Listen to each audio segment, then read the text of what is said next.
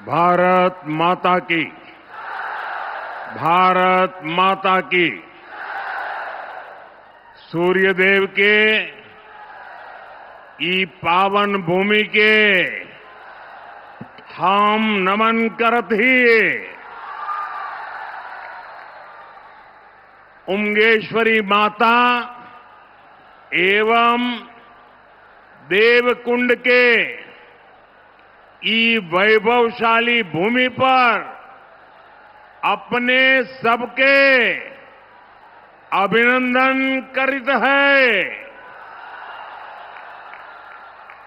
साथियों, औरंगाबाद तप, त्याग और बलिदान की भूमि है। इस मिट्टी ने अनुग्रह बाबू और जगतपति जगदेव जी के रूप में महान स्वतंत्रता सेनानी दिए। औरंगाबाद हो या गया जी हो, ये पक्के इरादे वाली धरती है। दशरथ मांझी जी इसी का प्रतीक रहे हैं। मैं इस क्षेत्र की सभी महान विभूतियों को नमन करता हूं। साथियों, कल ही बिहार ने पहले चरण का मतदान किया है और वाकई बिहार के लोगों ने अब तक के सारे रिकॉर्ड तोड़ दिए हैं। बिहार के इतिहास का अब तक का सबसे अधिक मतदान हुआ है और इसमें हमारी माताएं बहनें सुबह से कतार लगा करके खड़ी हो गई और उन्होंने तो सारे रिकॉर्ड तोड़ दिए हैं। पहले चरण में करीब 65% वोटिंग हुई है। ये दिखाता है कि एनडीए सरकार की वापसी का मोर्चा खुद बिहार की जनता ने संभाला हुआ है, बिहार के नौजवानों ने संभाला है, बिहार की माताओं बहनों ने संभाला है, बिहार के किसान भाइयों ने संभाला है। साथियों, पहले चरण के मतदान से ये स्पष्ट है, बिहार के लोग अब किसी भी कीमत पर जंगल राज को लौटने देना नहीं चाहते।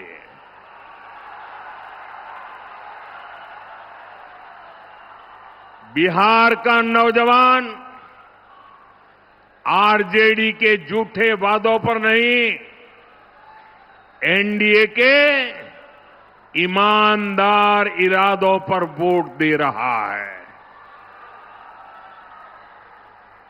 आरजेडी ने झूठे वादों का भ्रम फैलाने की भरसक कोशिश की। इनके वादों पर तो खुद कांग्रेस को ही भरोसा नहीं है, इसलिए वो आरजेडी के घोषणा पत्र की बात ही नहीं करती। बिहार के लोगों ने, बिहार के नौजवानों ने भी आरजेडी के झूठ के पिटारे को खारिज कर दिया है। साथियों, बिहार का मतदाता नरेंद्र नीतीश के ट्रैक रिकॉर्ड पर भरोसा कर रहा है, हमारे पक्के इरादों को समर्थन दे रहा है। पहले चरण के मतदान से ये तय है, फिर एक बार एनडीए सरकार, फिर एक बार फिर एक बार बिहार में फिर से सुशासन सरकार।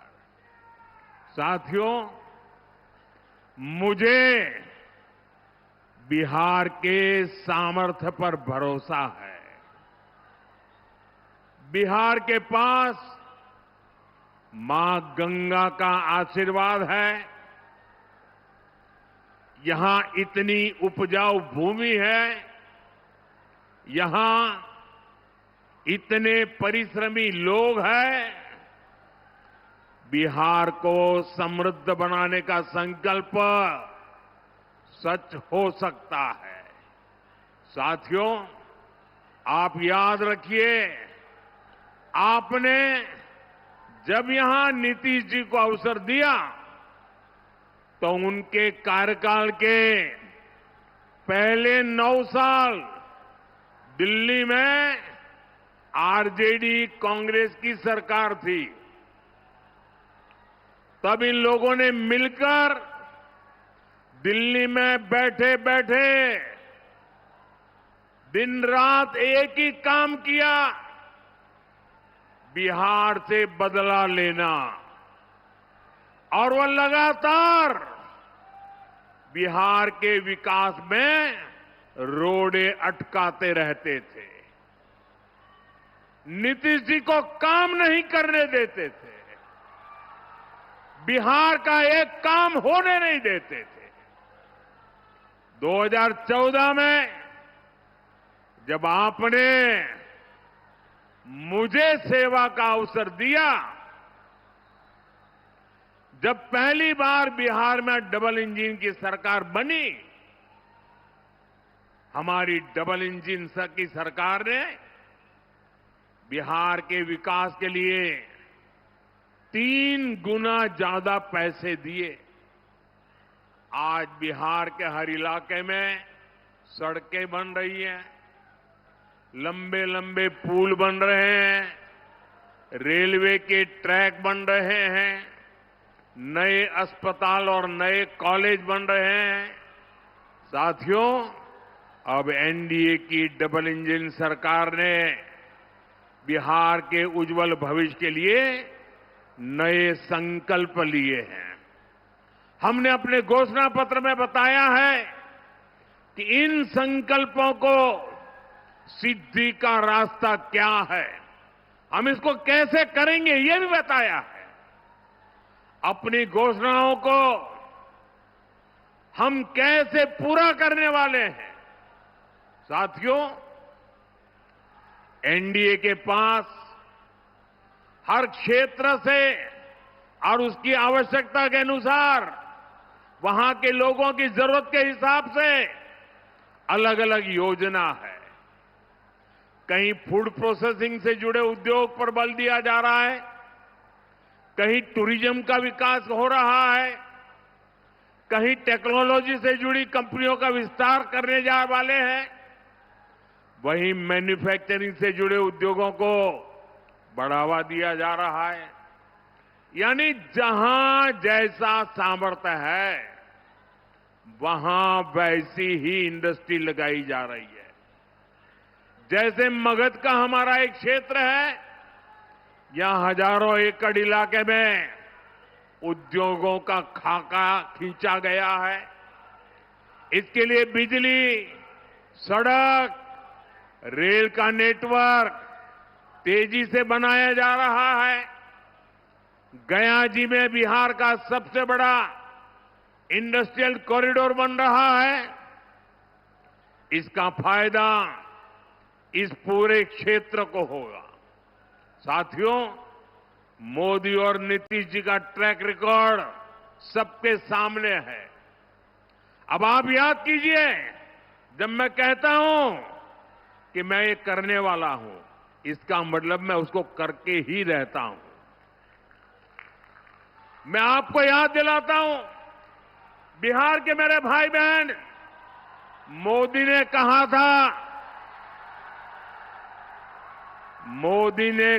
था राम मंदिर बनेगा।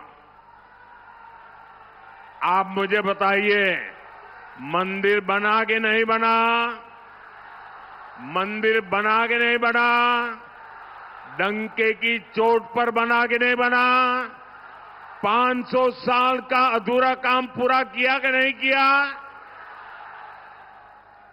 मोदी ने देश को वादा किया था और मैंने कहा था कि आर्टिकल 370 की दीवार गिरेगी। आप मुझे बताइए 370 हटा के नहीं हटा, 370 हटा के नहीं हटा। और मोदी ने बिहार की इसी धरती से पहलगाम हमले का बदला लेने की बात भी कही थी।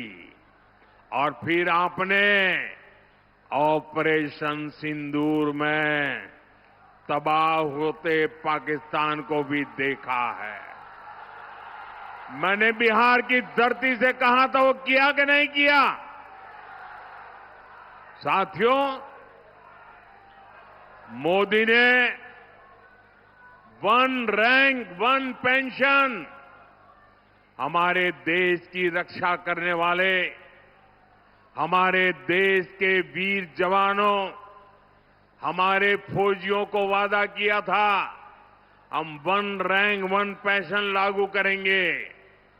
आज 7 नवंबर को ही वन रैंक वन पेंशन लागू हुए 11 वर्ष हो रहे हैं। 11 वर्ष।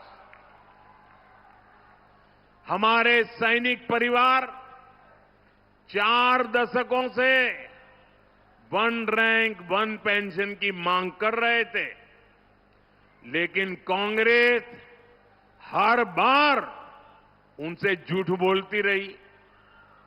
कांग्रेस ने 500 करोड़ रुपए दिखाकर कहा था कि लो वो आरोपी लागू हो गया, और उसके बाद भी उसने पूर्व फौजियों से किया वादा कभी नहीं निभाया। आप मुझे बताइए दोस्तों, क्या फौज के जवानों को किया हुआ वादा क्या कोई धोखा कर सकता है क्या? धोखा करना चाहिए क्या? अगर तो ऐसा धोखा करते हैं तो वो कितने निकम्मे लोग हैं, वो आप जानते हैं कि नहीं जानते हैं? मैंने अपने सैनिक भाइयों को one rank one pension OROP लागू करने की गारंटी दी थी। आप मुझे बताइए, ये गारंटी मैंने पूरी की कि नहीं की? ये गारंटी पूरी की या नहीं की? और साथियों, ये ऐसे ही गारंटी पूरी नहीं हुई है। आप जानते हैं, इन 11 सालों में हमारे जो फौजी भाई बहन हैं, जो निवृत्त फौजी भाई बहन हैं, उनके परिवारों को कितना पैसा मिला है? आप अंदाज कर सकते हैं? अब तक वन रैंक वन पेंशन को लागू करने के कारण 1 लाख करोड़ कितना कितना कितना ये आरजेडी वालों को 1 लाख करोड़ कैसे लिखना, एक के पीछे कितने बिंदु लगेंगे, वो उनको इतना भी समझ नहीं आएगा। 1 लाख करोड़ रुपया देश के खजाने से फौजियों के खाते में गए हैं। बताइए, कांग्रेस आरजेडी वाले ये लोग 500 करोड़ का झूठ बोल रहे थे। यही इनकी सच्चाई है, यही इनकी राजनीति झूठ पर ही टिकी हुई है। इसलिए साथियों, जब हम कहते हैं कि बिहार में 1 करोड़ नए रोजगार देंगे, तो देश के बिहार के नौजवानों को हमारी बात पर भरोसा होता है। बीते कुछ सालों में ही बिहार में लाखों भर्तियां हुई है, पूरी ईमानदारी से भर्तियां हुई है। जबकि साथियों, आपके सामने आरजेडी कांग्रेस का ट्रैक रिकॉर्ड भी है। ये वो लोग हैं जो बिहार के युवाओं से नौकरी के बदले जमीन लिखवा लेते हैं। आपको नौकरी चाहिए तो आपका खेत मेरे परिवार के नाम पर कर दो। ये खेल चला, अदालत ने भी माना और आज ये जमानत पर बैठे हुए हैं। जांच एजेंसियां इनकी जांच कर रही है। ये जंगल राज वाले जमानत पर चल रहे हैं। ये आरजेडी कांग्रेस वाले बिहार के युवाओं को कभी भी नौकरी नहीं दे सकते। साथियों, आप औरंगाबाद के लोग तो नक्सलवाद, माओवादी आतंक से भी पीड़ित रहे हैं। वो दिन भुलाए नहीं भूलते जब अंधेरा होने से पहले ही यहां सड़कों पर सन्नाटा पसर जाता था। यहां आने जाने वाली बसों को सुरक्षित चलने के लिए नक्सलियों को रंगदारी देनी होती थी। स्कूटर, मोटरसाइकिल से तो आने जाने की कोई सोच भी नहीं पाता था।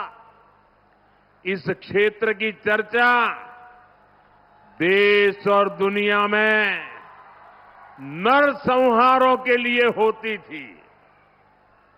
साथियों, जैसे ही जंगल राज की सरकार गई, नीतीश जी के नेतृत्व में आप सुशासन लाए तो नरसंहार की घटनाएं बंद हो गई। जब आपने दिल्ली में मोदी को बिठाया तो मैंने तय किया कि नक्सलवाद, माओवादी आतंक की कमर तोड़ करके रहूंगा। हमने नक्सलवाद, माओवादी आतंक के खिलाफ कार्रवाई की। आज बिहार माओवादी आतंक के डर से मुक्त हो रहा है। माओवादी आतंक अब समाप्ति के कगार पर है और ये इसलिए हुआ है क्योंकि बिहार में डबल इंजन की सरकार है। साथियों, जंगल राज और सुशासन राज में क्या अंतर आया है, ये हमने कल मतदान वाले दिन भी देखा है। कल बिहार के हर गरीब, दलित, महादलित, पिछड़े, अति पिछड़े सबने बिना किसी रोक टोक के वोट डाला है। जबकि हमने जंगल राज का वो दौर भी देखा है जब बूथ लूटे जाते थे, मतदान के दिन गोलियां चलती थी, बम फटते थे, खून की नदियां बहाई जाती थी, गरीबों, दलितों, पिछड़ों की आवाज कुचल दी जाती थी। साथियों, जंगल राज के गुर्गे साजिश तो अभी भी बहुत कर रहे हैं, लेकिन मैं चुनाव आयोग की प्रशंसा करूंगा। मैं चुनाव आयोग को बधाई दूंगा कि प्रथम चरण के चुनाव इतने अच्छे तरीके से संपन्न कराए हैं। और मुझे कुछ लोगों ने बताया, कल जो मतदान का, लोकतंत्र का उत्सव चल रहा था, बहुत सारे विदेश के लोग ये हमारे चुनाव देखने के लिए आए थे, हमारा मतदान देखने के लिए आए थे। मतदान मथकों का उत्साह उमंग देख करके वो भूरी भूरी प्रशंसा कर रहे थे।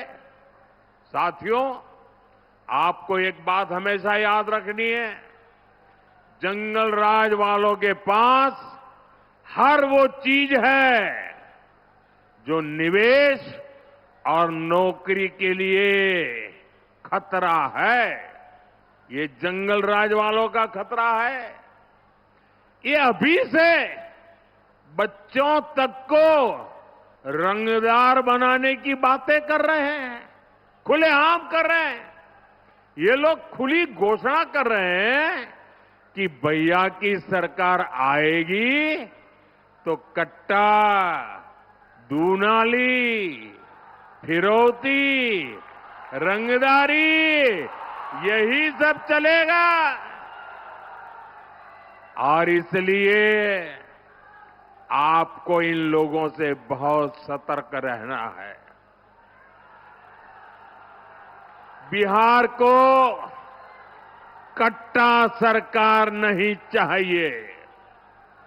बिहार को कुशासन सरकार नहीं चाहिए।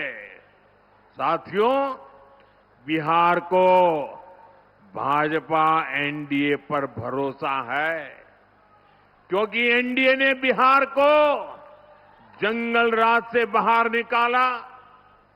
अब बिहार को विश्वास है कि एनडीए ही बिहार को विकसित बना करके ही रहेगी। इसलिए बिहार एनडीए के ईमानदार संकल्प पत्र पर विश्वास करता है। बिहार की बहनें बेटियां सब देख रही हैं।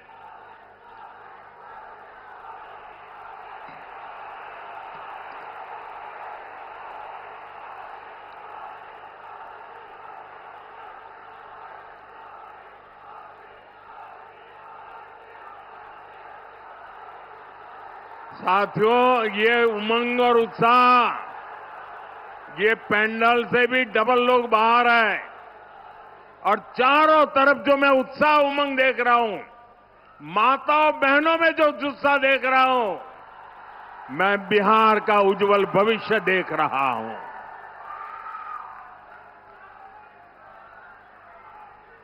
साथियों, ये एनडीए ही है जिसने पंचायती राज संस्थाओं और नगर निकायों में महिलाओं को 50% आरक्षण दिया।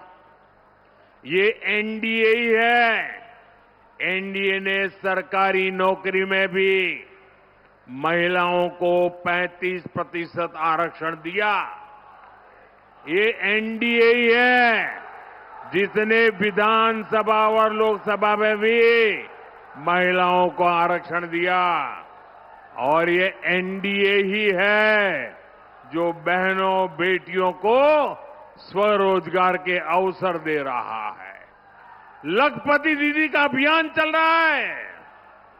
साथियों, ये लोग जो संविधान दिखाने वाले लोग हैं ना, उन्होंने सामान्य समाज के गरीबों की कभी याद नहीं आई।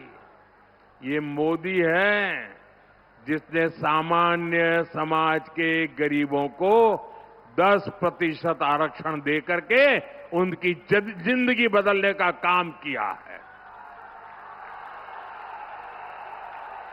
हम सिर्फ घोषणाएं नहीं करते, काम करते हैं। जैसे मुख्यमंत्री महिला रोजगार योजना है, बिहार की 1,40,00,000 बहनों के खाते में 10-10 हजार रुपया पहुंच चुके हैं। इस पैसे से किसी ने सिलाई मशीन खरीदी, किसी ने कुछ सामान बेचना शुरू किया। हमने जो कहा वो करके दिखाया। इसलिए बहनों को भरोसा है कि एनडीए ही उनको जीवन के हर कदम पर आगे भी मदद करेगी। साथियों, अभी हमारे सम्राट जी ये लालटेन वालों के झूठ की बात कह रहे थे। मैं आपको 2019 की बात याद दिलाता हूं। 2019 में जनवरी फरवरी महीने में हमने पीएम किसान सम्मान योजना शुरू की और किसानों के खाते में 2-2 हजार रुपया भेजना शुरू किया, तो बिहार, झारखंड, बंगाल ऐसे राज्यों में ये पराजय के कारण भयभीत लोग झूठ फैलाने में लगे। किसानों को जाके कहने लगे, देखिए ये मोदी जी ने जो पैसा भेजा है ना, वो आपको सूद समेत वापस लेने वाला है, डरा रहे थे। और झारखंड में तो एक इलाके में लोगों ने पैसा जमा करने से मना कर दिया, इतना झूठ चलाते थे। आज उस बात को 2019 से आज 2025 आ गया, आज भी किसानों को पैसे देने का काम जारी है, क्योंकि मोदी जो करता है ना, वो काम पूरा करता है। साथियों, मोदी वंचितों को वरीयता देता है, मोदी पिछड़ों को प्राथमिकता देता है।